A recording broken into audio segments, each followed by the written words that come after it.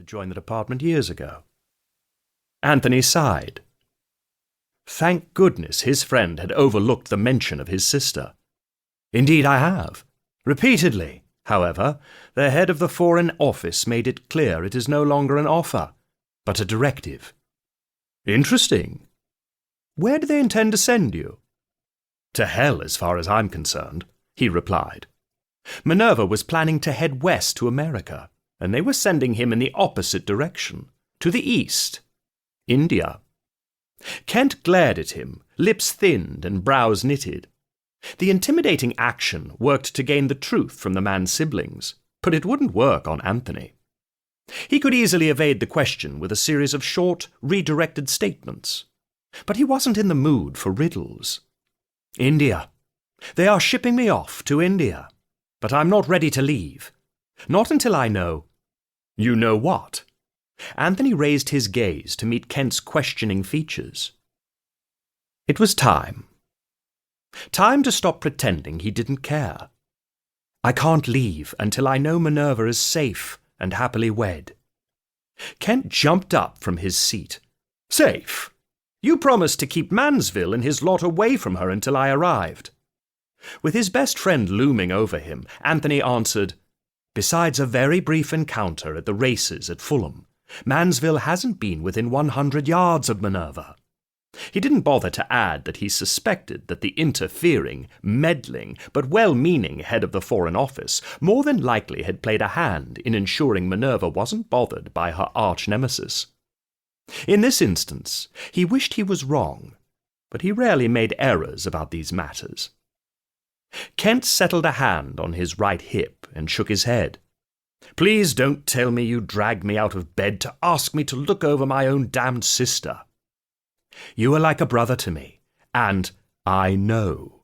And Minerva is like a sister. His friend's pompous, all-knowing demeanour grated on Anthony's nerves. He replied, No, not like a sister. That's what I've been meaning to tell you. For years I haven't— Kent raised his hand. Stop. You need say no more. I'm not a total idiot. I've gleaned over the past year that you've had more than brotherly feelings for Minerva. What I don't understand is if that is how you truly felt. Why, for the past 2 seasons, have you failed to step up and challenge her to a game of chess? Why allow Mansville and his cronies the opportunity to win her hand?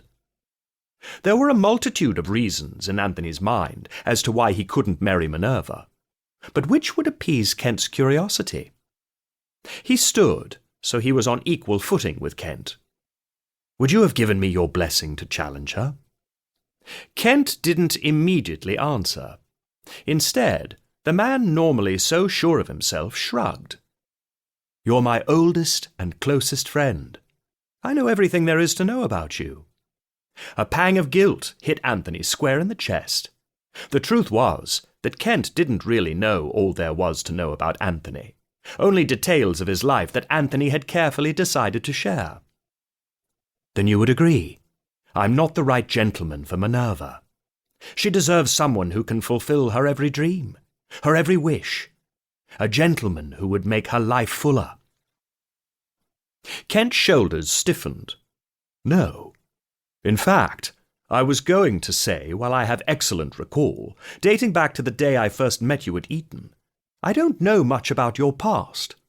You never speak of your deceased parents. You never talk of any family relations. You treat your staff like family and not like hired help.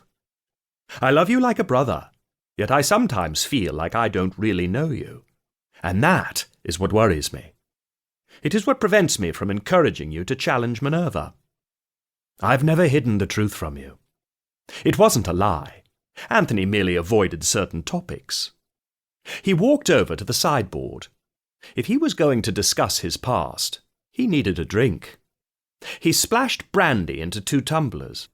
Anthony downed one quickly before refilling his glass, then returned to hand Kent his. You could have simply asked, and I would have told you. Well then, I'm asking now. What were you like prior to us meeting? What of your family? I want to know it all. Kent mercifully glanced down at the beverage in his hand.